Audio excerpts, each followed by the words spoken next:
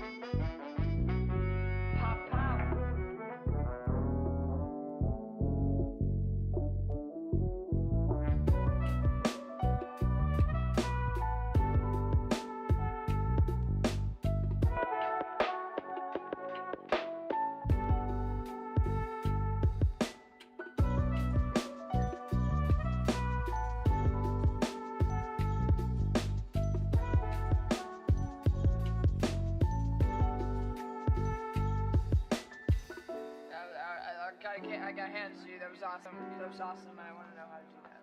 You beat me. Very well. Your first lesson begins now.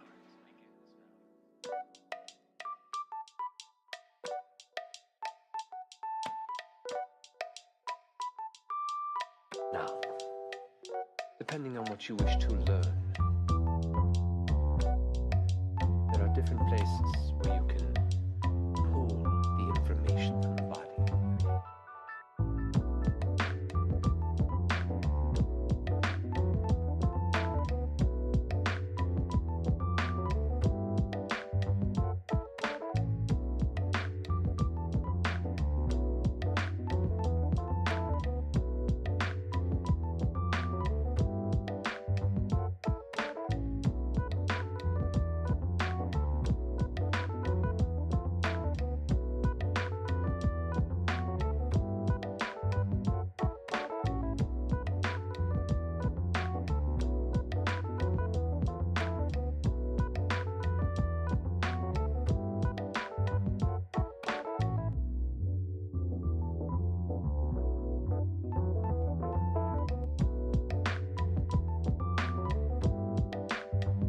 Pop, pop.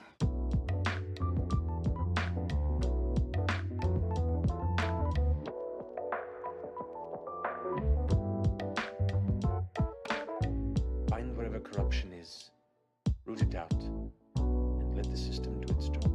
If the system isn't doing its job, destroy the system.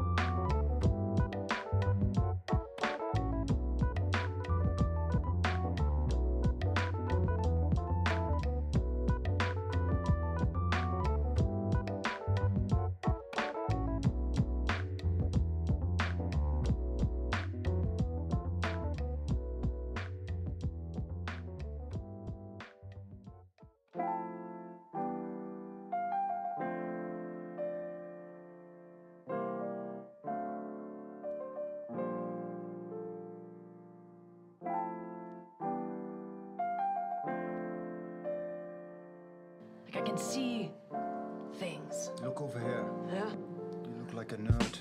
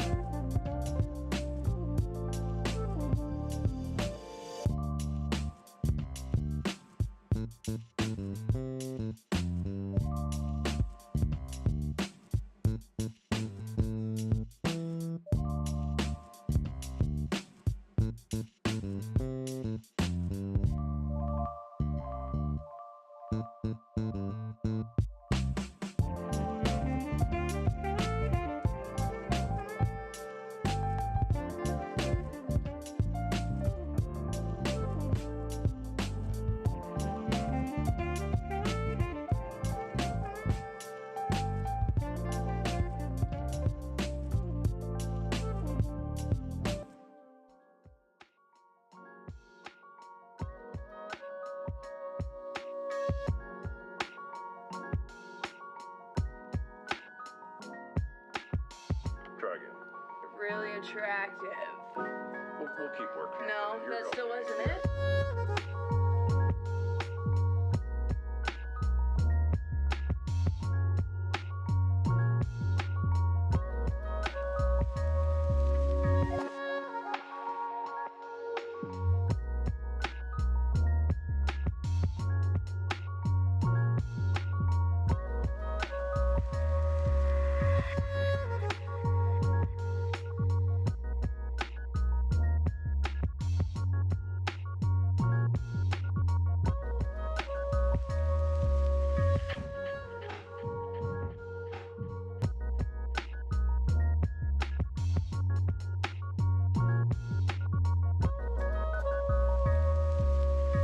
At least, thanks for, telling me. Yeah, just to be aware of. Most people would just be like, you're a bitch, and then would leave. I've been around you long enough that I can tell you were actually trying to be nice.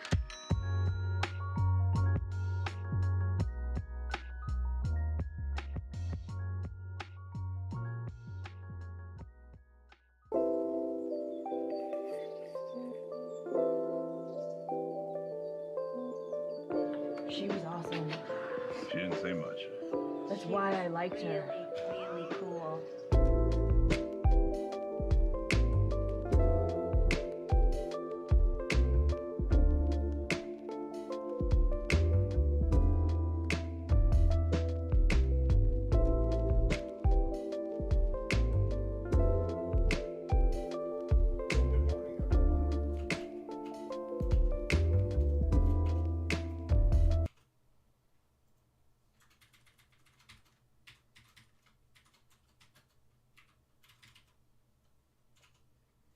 So I'm in a bit of a rush this morning. Wrong microphone. Hi, everyone. Good morning. So I'm in a bit of a rush this morning because I have to start waking my family up in about half hour, 45 minutes. So without much ado, I am going to jump right into the booth. Morning Swiftness, morning Nix, morning Silanil. I get it wrong, I think, every time. All right, let's do this.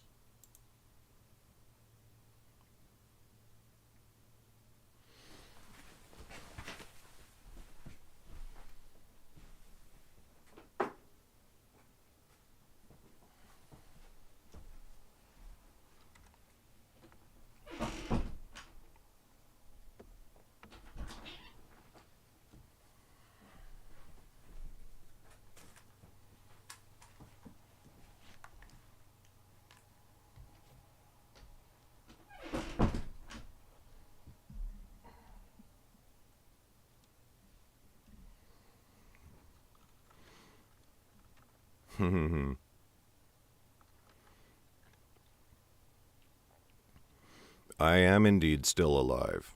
Rumors of my demise have been greatly exaggerated.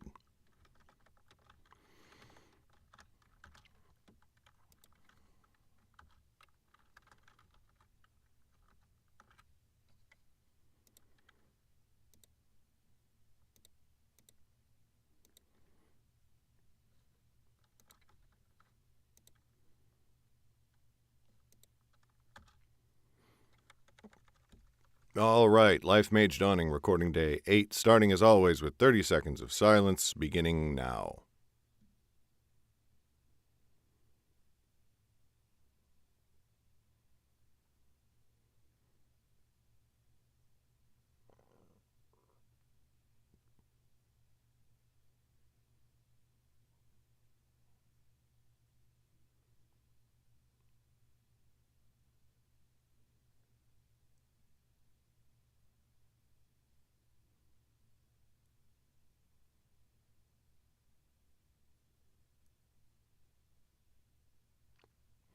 Okay.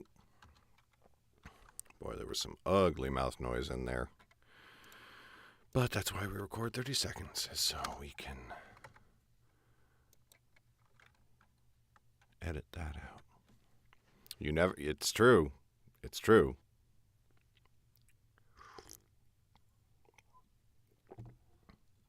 "30 seconds feels like a long time when you're just sitting there."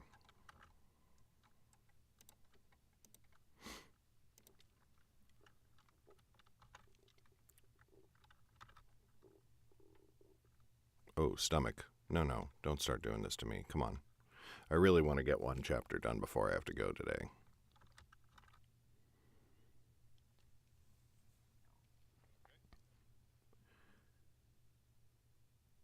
Chapter 10. Blades at the Jagged J. Lifemage Dawning, Chapter 10. Blades at the Jagged J.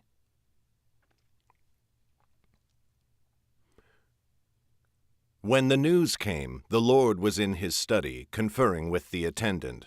They were Great start.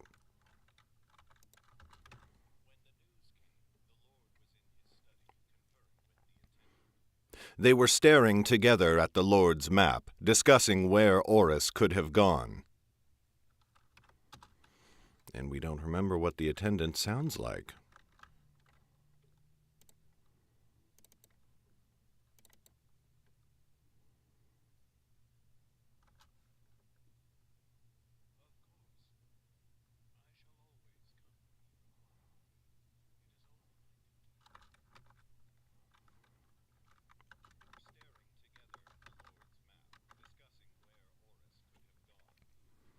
Would it not at least be wise, my lord, to send some agents into the lands beside the river to seek them out? Said the attendant. They may have tried to fade into the wood, rather than making for a settlement.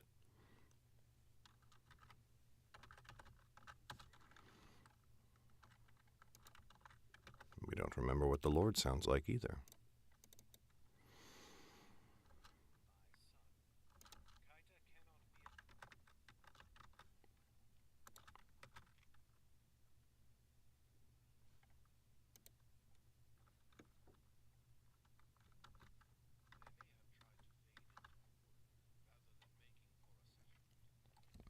They may have, said the Lord, but we do not have enough forces to search all the wilderness. Besides, they can do nothing of value there. Only when this mystic woman tries to unite the Lifemage with the rest of the Red Cloaks will she—" Suddenly he stopped, looking off in another direction as though distracted. The attendant studied him closely. Several long moments of silence passed. When the Lord turned back to the attendant, he was wearing a small smile. "Drakmund. She is in Drakmund. One of our agents there recognized the mystic woman." "Drakmund," said the attendant. "How long ago was she seen there?" 2 days ago," said the Lord. "They are at an inn called the Jagged Jay. It seems they have been there for some time. It may be imagined they will remain there for some time longer, but we cannot be certain. We must act quickly." "Of course, Lord," said the attendant. "Which of our agents is nearest the place?" But almost before he had finished speaking, his expression soured. The Lord chuckled. "Yes, my son.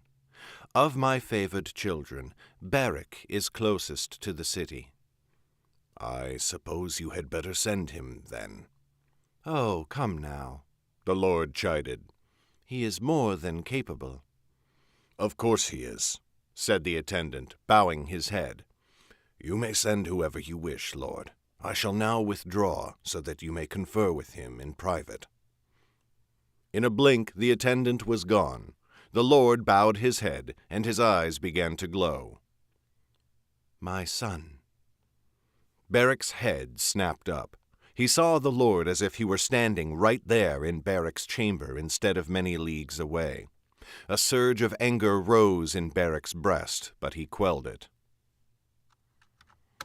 "I don't remember what Beric sounds like."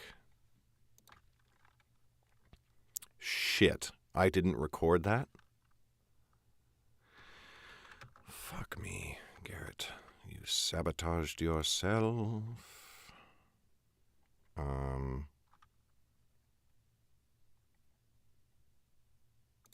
Chapter 2. End of chapter 2.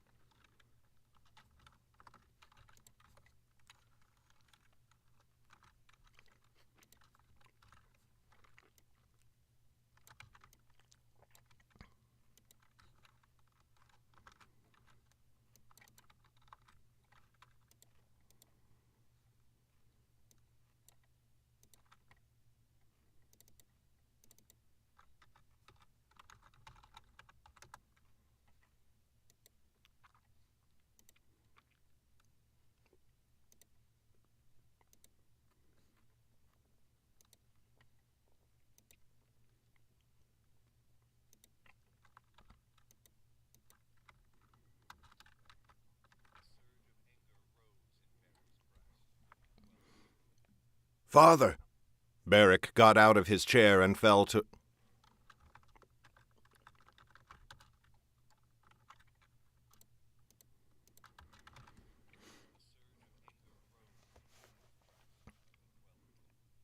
"Father!" Beric got out of his chair to fall to one knee and bow his head. "Why do you honor me by visiting?" "Because, my son," said the Lord, "your great desire is at hand. I am granting the request you made of me." Beric's head snapped up. His body had gone rigid, and he could feel tiny quivers deep in each limb. "The Lifemage?" "Yes," said the Lord. "We have found her. She is still a good march away, but no one else is closer than you." Beric gave a conniving smile. "You knew, Father, did you not? Is that why you sent me here? To be ready?" The Lord's beatific expression dampened. "I did not, my son. We thought she would travel west or north, but fortune smiled on you, it seemed." Beric's smile did not waver. "If you say so, Father, tell me where she is, and she is as good as dead. I will slaughter her and send you her head to celebrate our victory." "Patience," said the Lord. "You will find her in Drachmund, at an inn called the Jagged Jay. But you must be careful, my son. Enfill was incautious, and it took his life. The mystic woman surprised him, for she knew of my gift and how to remove it. You must guard yourself against her. And above all, you must not go alone. Bring as many of your siblings as you have with you, and any others you can summon quickly." "But, Father," growled Beric, "that will take time. We cannot let her slip away." "It is worth it to ensure your success," said the Lord. "This is my command." Beric hesitated only a moment, but then he bowed his head. "Very well, Father. I will not fail you." "I believe you, my son. Make me proud." The Lord vanished. Beric leaped to his feet and stormed out of the room to begin his preparations. Scene break, 2.5 seconds of silence.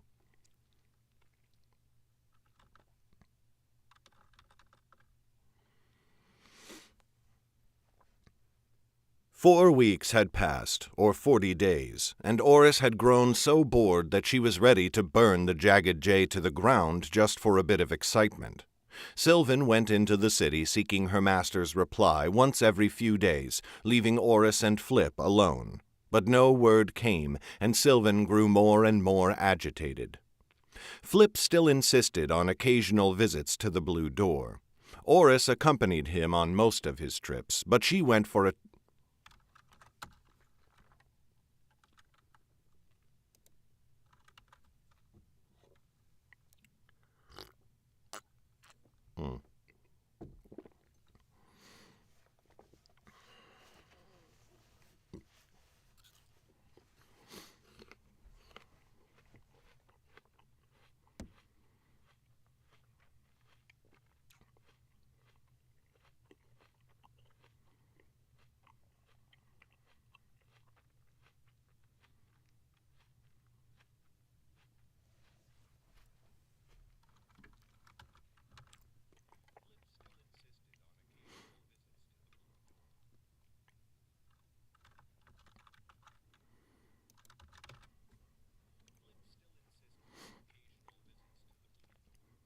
Oris accompanied him on most of his trips, but she went for the change of scenery as much as for the company.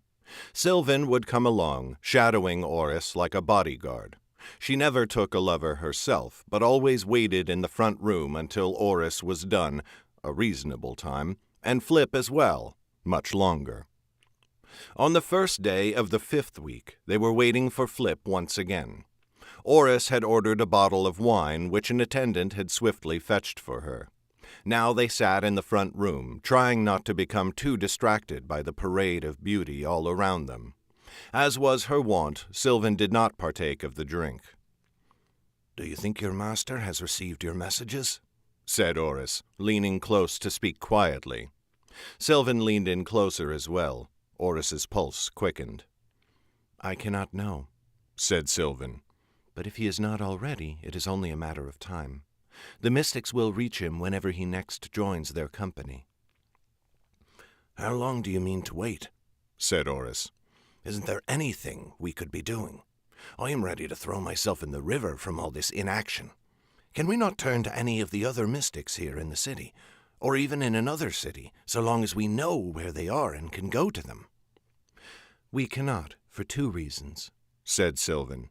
She stopped for a moment as a pair of young men walked over with inviting smiles. She gave them a polite shake of her head, and they bowed as they retreated. "For 2 reasons," she repeated. First, as soon as Flip sees a red cloak or a badge, we will have precisely one chance to convince him to stay. I know of no one but Jordell who could make the case and manage to convince him." "That doesn't make you sound very sure of your own argument," said Oris with a scowl. "Say not that I doubt the importance of our mission," said Sylvan, "but rather that I know the depth of Flip's hatred for my order." "Fine," said Oris. "But you said there were 2 reasons. What is the other?" Sylvan glanced over her shoulder. "I am not entirely certain who among my fellows I can trust." Oris's eyes shot wide. "What do you mean? I thought you—" She stopped herself just in time and lowered her voice. "I thought you Red Cloaks were supposed to be my personal army, or what have you." Her expression curdled. "Yes," said Sylvan, "but most of our order is ignorant of that fact. They will only be told once the Lord Chancellor of our order has confirmed to his satisfaction that you are who you are. Then the truth shall be revealed, but not before, and in the meantime we must tread with all possible caution, even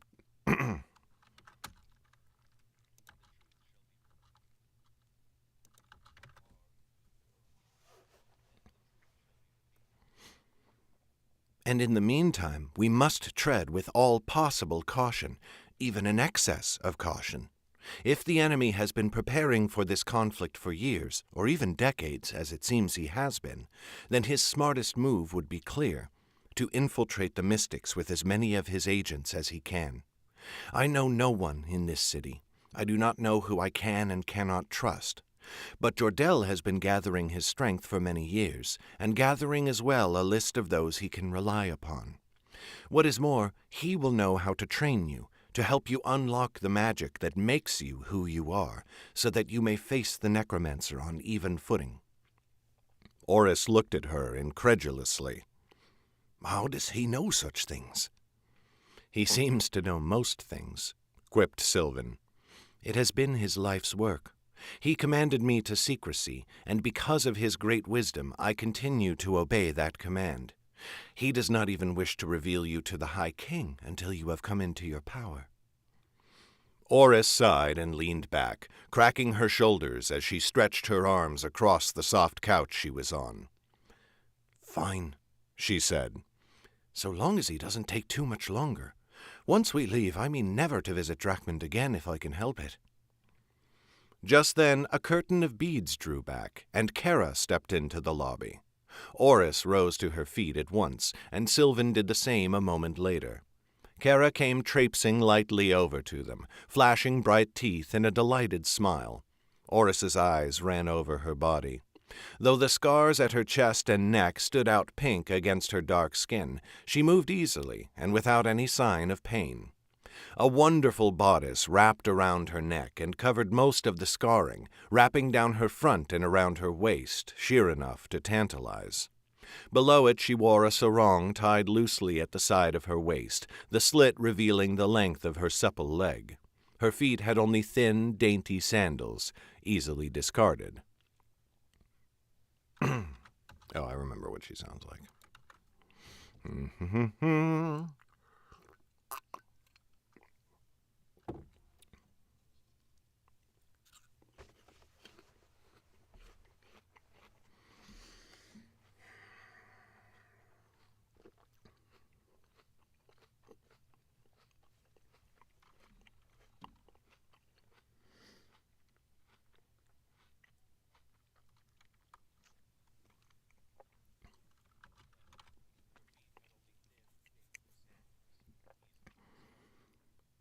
"You are back," she said.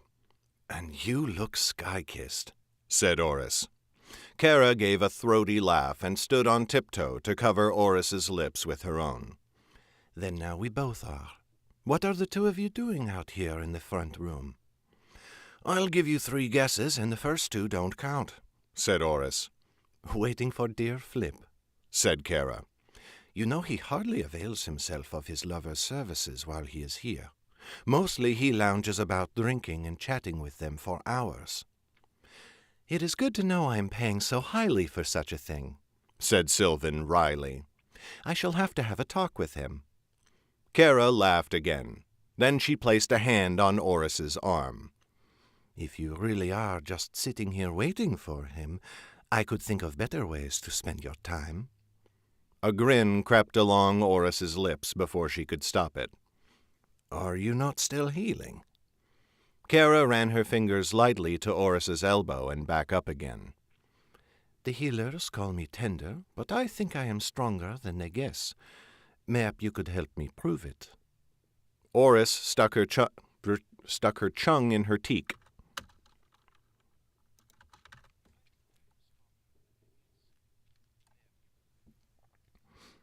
Oris stuck her tongue in her cheek, but then she grew thoughtful. She looked to Sylvan. "I suppose you would rather I stay?" Sylvan was silent a moment, and then she shrugged. "Why would I? You know, Flip, we will be here a while, and I do not think you are in any danger behind the blue door." "Then I shall take her up on her offer." Sylvan gave a smile, but Oris thought there was a bitter undercurrent to it. "Fine. But when Flip is done, we are leaving, and I will drag you back out here if I must." Oris returned before too long. A considerable amount of time later, Flip joined them, and they set out into the city once more. As she usually did, Sylvan insisted they pull up their hoods and mask themselves. "Must we?" complained Flip. "It draws more stares than if we simply walk openly." "More folk might notice us," said Sylvan.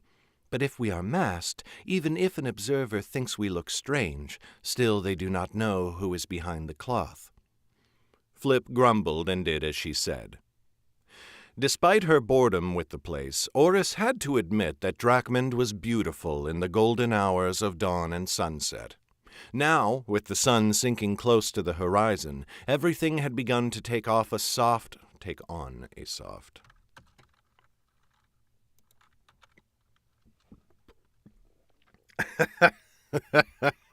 There are better places to stick your tongue, if you know what I mean.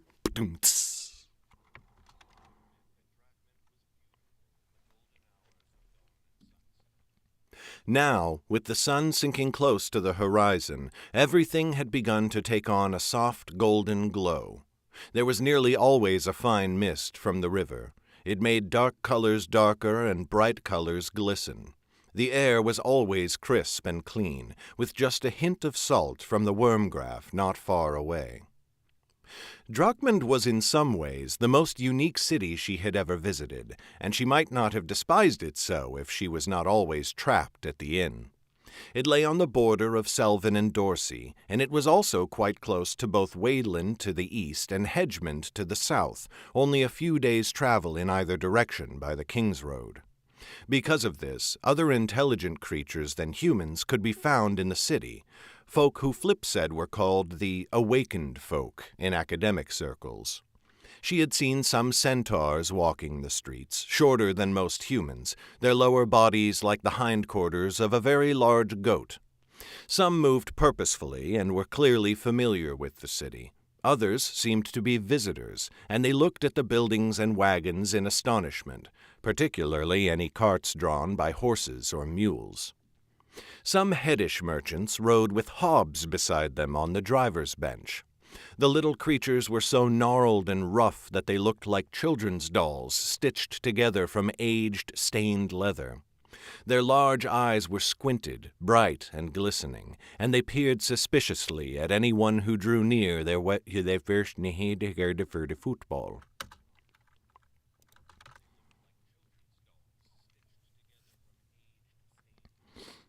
Their large eyes were squinted, bright and glistening, and they peered suspiciously at anyone who drew near their humans' wagons or wares. Also accompanying some of the heddens were creatures that Sylvan said were called Rockies. These were something like the trolls of the north, but more leathery like the hobs. Though they were uniformly hunched in their posture, still they loomed 3 paces tall. Oris thought that if they straightened, they might rise to 4 paces or higher. Even more than the pleasures of the lovers, these walks through the city were the main reason she always came with Flip. She longed to be on the road again, wandering and walking and seeing, not spending week after week cooped up in a cramped bedroom. Sylvan was more than generous with her coin, but that only made Oris feel like a prisoner in a golden cell. "Sylvan, I have been thinking," she said. "We must be able to go somewhere that we can be reasonably certain is closer to your master. Do you not even know a general direction?" "But Drakmund is so welcoming," said Flip. His mask obscured his frown, but Oris could hear it in his voice. "Why would you wish to abandon its hospitality?" "I want more freedom than the walls of the Jay," said Oris. "That freedom would bring danger with it," said Sylvan. "The enemy will not send only a few fighters after us next time, and in the wilderness they will be harder to avoid." It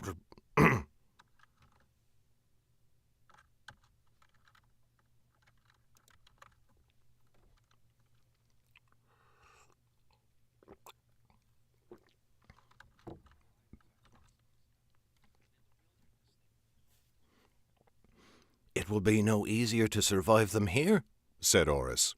"Imagine if they all burst in the door of our room. We won't be able to cut our way out." "Then I'll simply throw myself through the window," said Flip. "Oh, don't scowl at me so, Oris. Of course I'd pull you out with me. Sylvan can stay behind for a desperate last stand, giving us time to escape." Oris and Sylvan had to laugh at that, and as they laughed, they turned to look at each other, and gradually they both fell silent. They were walking close enough that sometimes their arms brushed each other as they swung back and forth. Each time Oris felt the thrill of it even through the cloth of her cloak and Sylvan's sleeve. Oris found herself wondering at the bitterness she had seen in Sylvan earlier.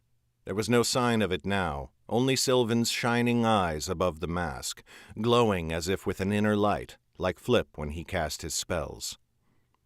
And then Oris realized that Sylvan's eyes were glowing, or rather they were reflecting a glow from Oris's chest. Her amulet was alight.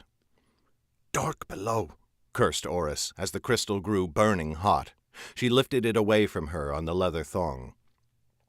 "Oris?" cried Sylvan in alarm. "What is that?" Flip was staring at her wide-eyed. "Oris," he said. "Does that mean—" Oris scarcely heard them. A feeling overwhelmed her, an utter emptiness, a void deep within her that gave her vertigo. She closed her eyes and pressed the heels of her hands into them, trying to dispel the sensation, but it would not go away. She opened her eyes and looked to Sylvan. "Sylvan," she said. "My amulet had never done this before in my life, never until that day in the breeze boughs when Enfil and his lackeys found me." Sylvan's eyes widened. Then she seized Oris's arm and hauled her into a run. "Get to the J," she said. "We get our packs and we leave at once. Damn me twice for not getting us horses." Luckily, they were only a few streets away now. They sprinted the whole way there, Flip lagging slightly behind. They burst in through the front door and ran for their room, ignoring Ash's startled cry. "Westgate?" gasped Flip between heavy breaths as he collected his belongings into his pack. "I do not know," said Sylvan. "They could be watching it." "They may be watching any of the gates," said Flip. "Sylvan," said Oris, "if you had to guess where your master was, where would it be? That's where we should go." Sylvan nodded slowly, her eyes wide but not looking at Oris. Yes, I think you are right. North, then. That means we shall have to cross the river." "It took a while for Enfil to reach us in the breeze boughs," said Oris. "We may have time." But that hope died the moment they burst back out the front door of the Jagged J. There on the street before them were arrayed a squadron of foes. They wore plain clothing, but just as last time, Oris spotted flashes of blue and light gray among them. There were at least a dozen of them. Slowly they circled to surround the door of the J. At their head was a man who dwarfed everyone else there, wrapped so thick with muscle and armored so heavily that he was like a walking tree shrouded in iron. He was young, Oris was surprised to see. She would have guessed he had not yet reached his 20th year. But his eyes were filled with the malice and scorn of a much older man. In his fist was a blade that would have been a greatsword in Flip's hands, but which he wielded in one. On his arm was a tower shield that was nearly as tall as Sylvan. He wore a half-helm that left his face exposed, and Oris saw a small skirt of chain on the back of it, protecting his neck. A tattoo, she realized, like Enfill. The yawning pit in her stomach seemed to swell in size and then deepen. "There she is!" cried the leader. "Kill her companions! The Lifemage is mine!" "Oris, go!" cried Sylvan, leaping in front of her and Flip. The leader turned his vicious sneer on Sylvan. "Your sacrifice will mean nothing when I—" Oris threw her dagger. It plunged into the man's neck up to the hilt. His eyes widened. He choked, blood pouring from his lips. With a great crash, he sank to his knees. "Commander Barrick!" cried one of the shades. Barrick, thought Oris. At least we have a name.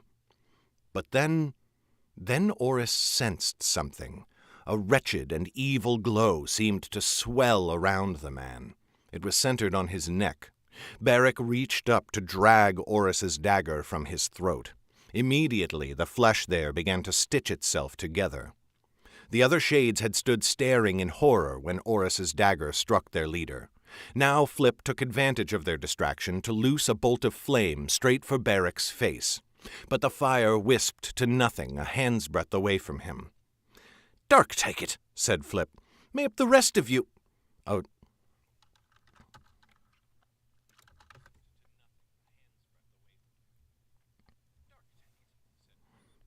"May up the rest of you—" A bolt of lightning shot from him, arcing for the other shades, but one of them raised her hands. She was a wide woman of middle height, her hair long but shorn along the sides. Her eyes glowed, and Flip's bolt fizzled and died in midair. The woman swung her hands in a spell of her own. Oris saw nothing, but Flip folded his hands, and the light died in the woman's eyes. "A mind mage," said Flip, gritting his teeth as his magic battled with hers.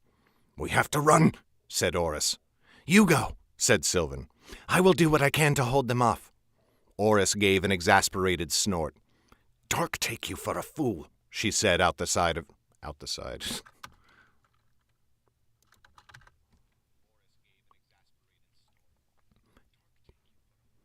She said out of the side of her mouth. "You can't sacrifice yourself. We need you. We don't know where to go or even who your master is. If you die, we won't be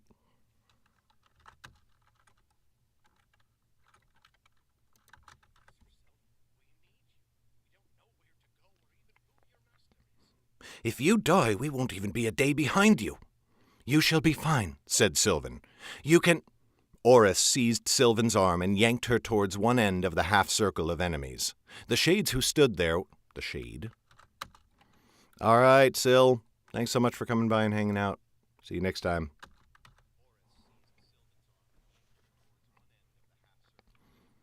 The shade who stood there was not expecting the charge, and he fumbled with his sword as Oris come on.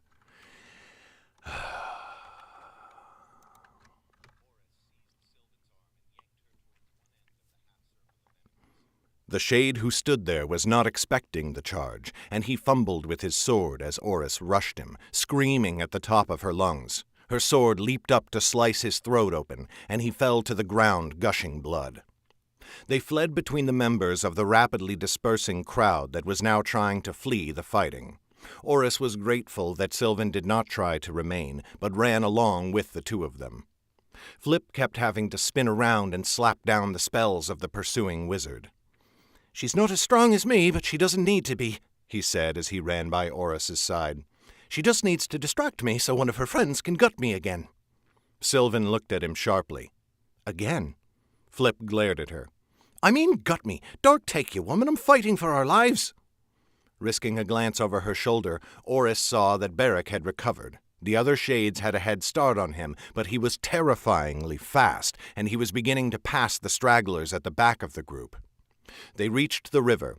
For one moment Oris hesitated, but Sylvan turned a hard right and kept running along the docks.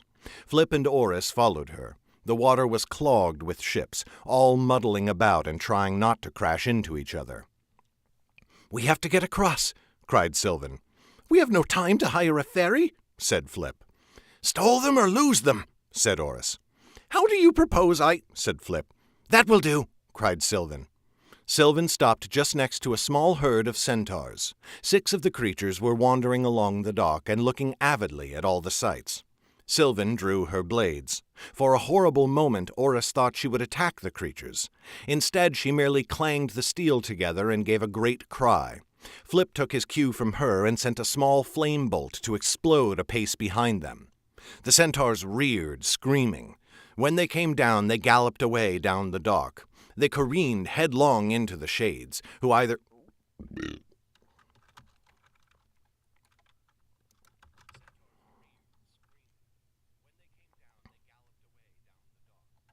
They careened headlong into the shades, who either threw themselves out of the way or were swiftly bowled over.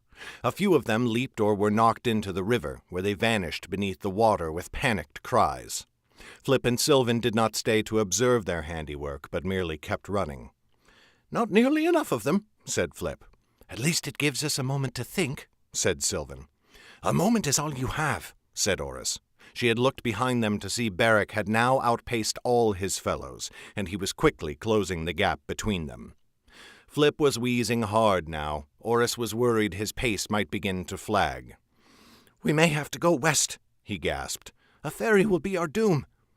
"West is useless," growled Sylvan. "But you may be right. The river is so packed we would be easy targets." Flip skidded to a stop on the dock. Oris and Sylvan did the same a moment later, looking at him like he had gone mad. Mayhap they were right, for Flip wore a terrifying grin. "The river is packed," he said, laughing. Oris's eyes widened. "You mad fool! What in the dark are you two— Oh!" Sylvan's cry cut off as Oris scooped her up around the waist and leaped off the dock beside Flip. They landed on the deck of a ferry tied to a piling. On the other side of the craft, the captain gave a shout as the deck suddenly rocked beneath their feet. "The rope!" cried Flip, running to the bow. "I have it," said Oris. She drew her sword and cut the line holding the raft to the piling. "Here now!" cried the captain. "Who in the blazes?" "Hold on!" cried Flip, ignoring her. His eyes flared with light. A powerful swell of water seized the ferry and propelled it out into the river. Oris and Flip gripped the gunwale. But Oris heard heavy thuds behind them, and her heart sank as she whirled. Beric and 3 of the shades had leaped off the dock and onto the ferry's deck just before it had fired away. They swayed heavily, but they did not fall. "Flip!" cried Oris. She ran for the bow, still holding Sylvan, who struggled and cursed mightily. "I see them," said Flip. "Put me down," snarled Sylvan. "In just a moment," said Oris. "There." Flip nodded. His tongue stuck out a bit in concentration as light swelled in his eyes again. "Oris!" cried Sylvan. "I said I'll drop you in 1 moment. No, look!" Oris turned. The shades were coming closer, stumbling with the shifting ferry deck. "Flip!" "Now!" he said. Oris did not hesitate. She ran to the bow and threw Sylvan off it. The mystic screamed, and then she landed on another boat. Flip had used a massive gust of wind to blow it down the river just in time. Flip and Oris leaped, crossing the narrow gap between the vessels and landing heavily on the other ferry. The wind pushed their ferry farther downriver away from the shades. They made a desperate final rush and a leap, Beric at their head. The shades missed, and they fell screaming into the water, but Beric's mighty jump carried him just far enough. His hand seized the gunwale, and he held grimly on as the ferry kept rocketing through the water. Oris ran up to him, her sword held high. As she stood over him, the Shadeborn looked up at her with hate in his eyes. "You cannot run from me," he said.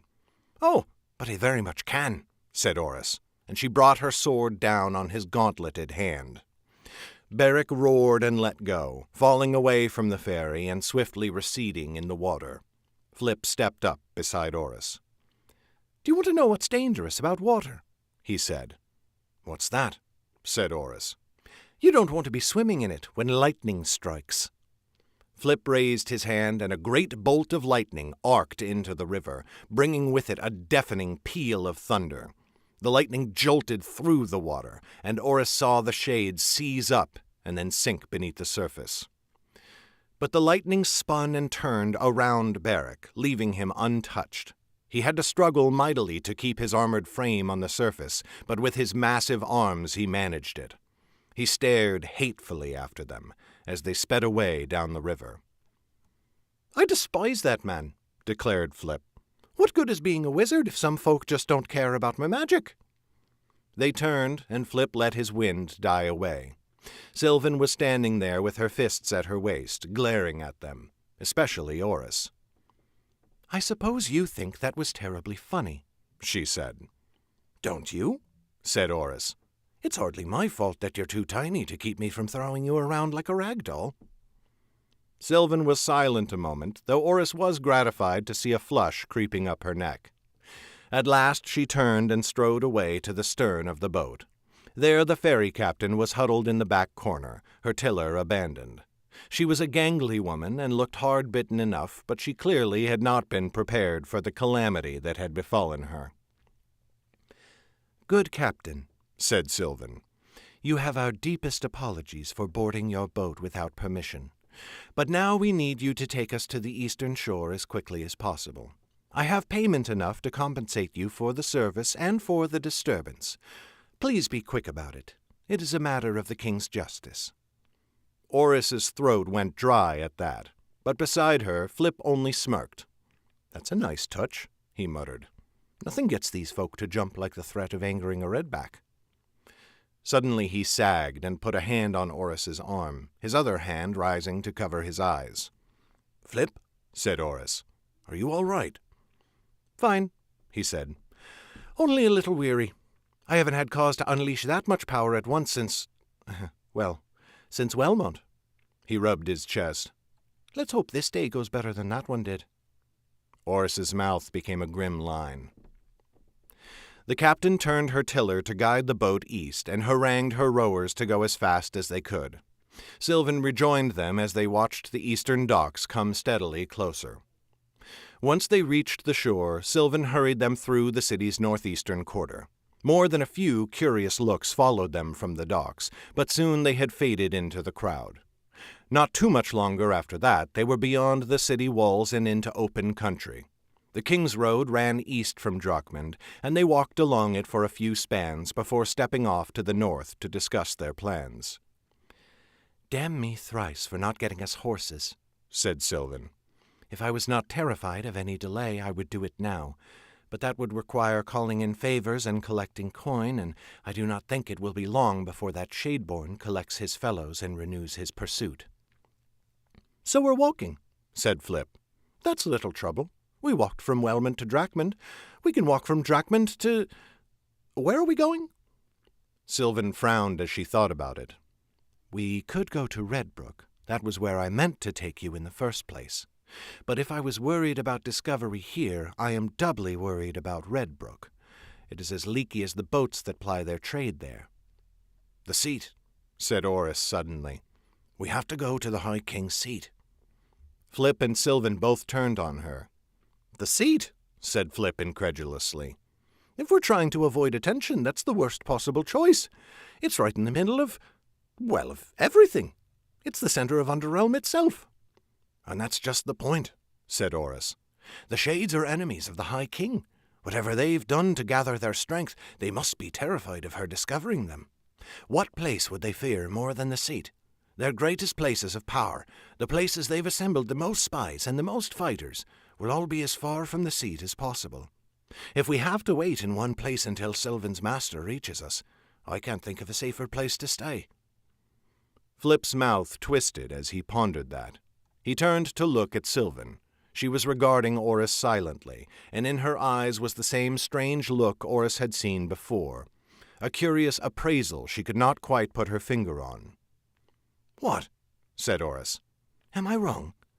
Besides, you said your master knows how to teach me to do whatever it is I'm supposed to do, and then I'm supposed to meet the High King, as hard as that is for me to believe.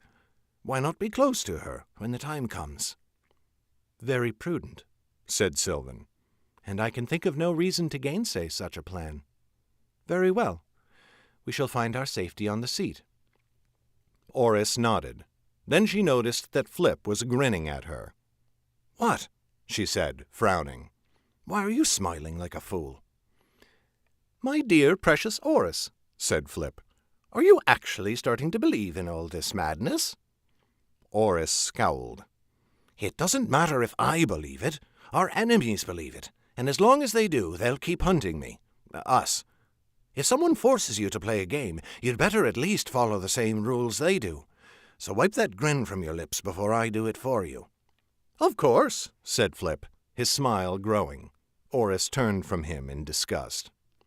From the corner of her eye, she thought she saw Sylvan grinning at her as well, but Oris was trying doubly hard not to look at her at all.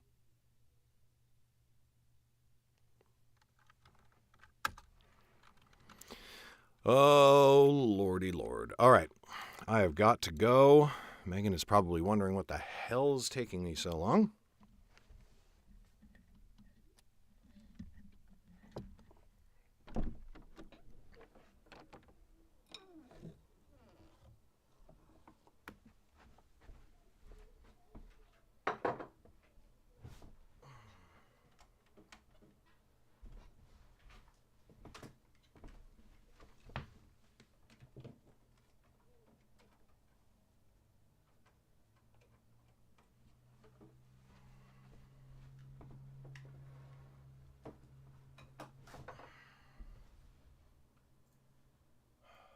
So let me find somebody to raid.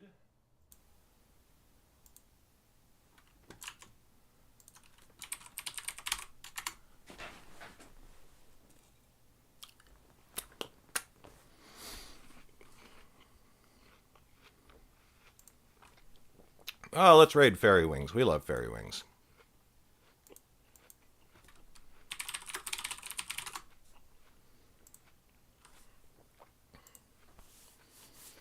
And that'll be it for me today. Thanks for coming and hanging out. That was a long chapter. Well, we got through it pretty quick, relatively speaking.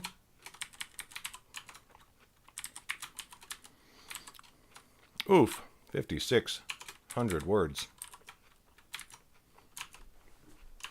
All right, y'all. Peace out. Enjoy yourselves. I will be back tomorrow morning with another stream as we chunk through the rest of this audiobook. Until then, see you later. Bye. And how you're supposed to...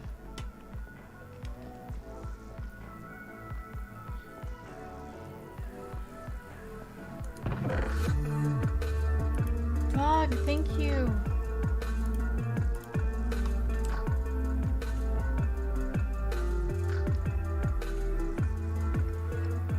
How are you, sweetie?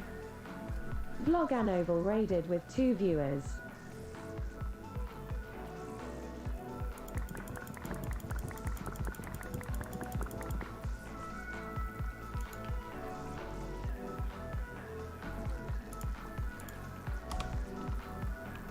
Nice. I'm avoiding all adult responsibilities today. Because I'm an adult and I can.